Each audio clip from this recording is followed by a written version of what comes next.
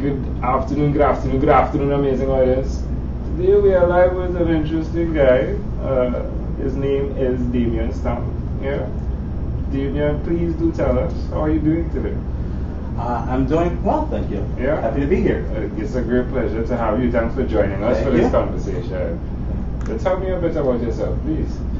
So, I am a product manager at AWeber during the day, and at night I am the father of 2 kids, including one who is special needs. Oh, really? So that's it's a big part of my life. How does that go?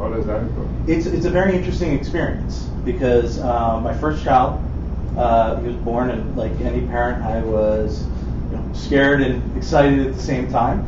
And then as he grew, as he got to 18 months and the delays were becoming evident, we started learning more and more. And it was, you go in even as a parent thinking, all right, this is the path that I'm going to be following. At a certain age, he's going to go to kindergarten and then preschool, and we're going to get him into t-ball and all the like. And instead, you find an entirely different world. And it's an entirely different experience. I now have a second child who is neurotypical, but it's a very different approach for both. So, I mean, where did you get the patience from to even endure the process that you decided, right? You've chosen to take. Where did you get that from? I think it came from my parents. My grandfather, specifically on my mom's side, was a very patient guy. He's very much revered in my family, and he had just like that calm experience. Very religious man. Did the rosary every single day, but just had that demeanor that kind of set the tone for everybody. And that was very inspirational for me, and that, having shaped my personality, has helped me go through all the challenges of going through this process of agency to agency, stakeholder, etc., and trying to coordinate all of that. Yeah. How are the children reacting to everything that's going on around them? It's a fascinating experience because the youngest is growing up in a neurotypical way. He has a great amount of empathy for what his older brother is going through. The fact that he's 8 years old and cannot talk, while the younger child can talk up a storm. There's nothing like waking up in the morning and a 4-year-old boy comes to you and he goes, "Daddy, I dreamed that I was just talked." Wow. It's an amazing experience. And studies have shown that children who grow up around special needs siblings have much greater empathy for those that are challenged. Empathy is important. Empathy is important. Didn't we speak about empathy today? Was it Megan? Megan, yeah.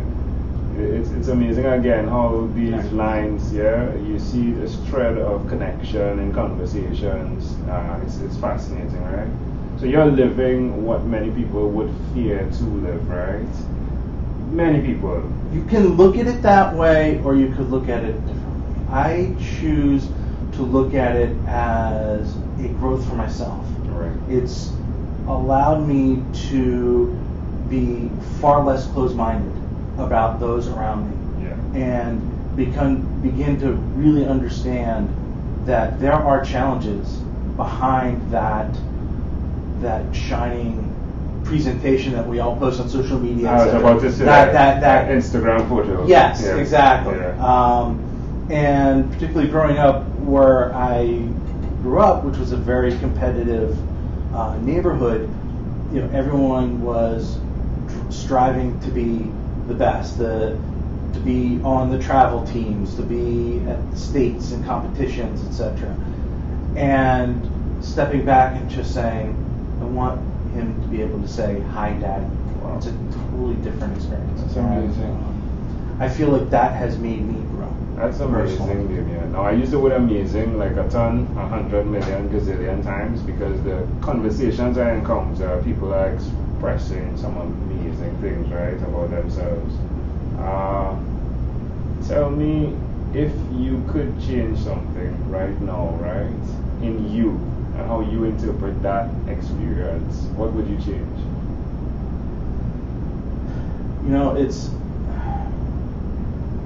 It's funny that as much patience as I've developed, I still always wish I had more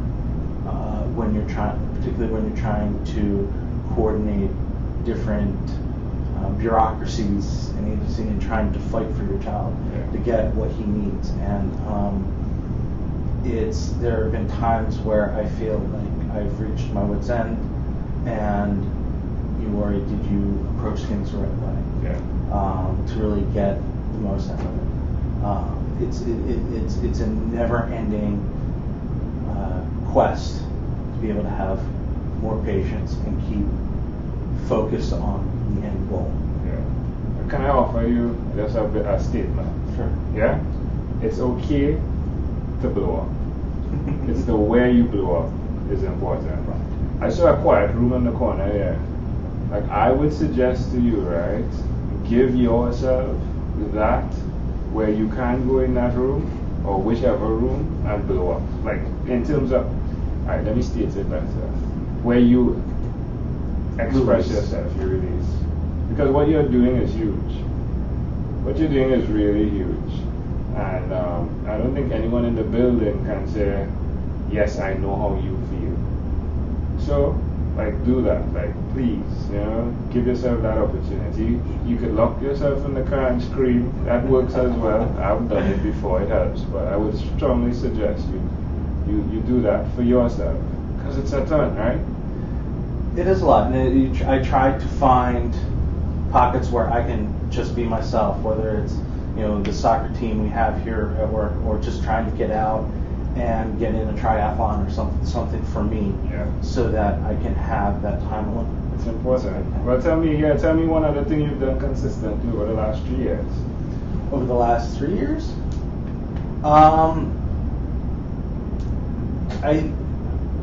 I'd say if I were to go 3 or roughly those years, it is trying to find time for those triathlons, because I think that it's a fascinating experience being able to do 3 different sports in a short time period. Yeah. And it's enjoyable. How does that make you feel when you're doing that? It's amazing to finish that race, because then you've all the training which you do almost naturally is just part of regular trying to stay healthy. To finish that race at such a high. Yeah. Or would you suggest to someone that's listening that you do exactly that? I mean, see the path to the end, to the finish line. Why would you suggest they do that? Why would I suggest they do that? Yes, sir. Because the end goal is more often than not more remarkable than what you envisioned early on. Love it. You don't understand it until you've been there. One of the things a lot of people are asking me is like, so what's the end goal of this, right? And I was like, when I get to the finish line, I'll know.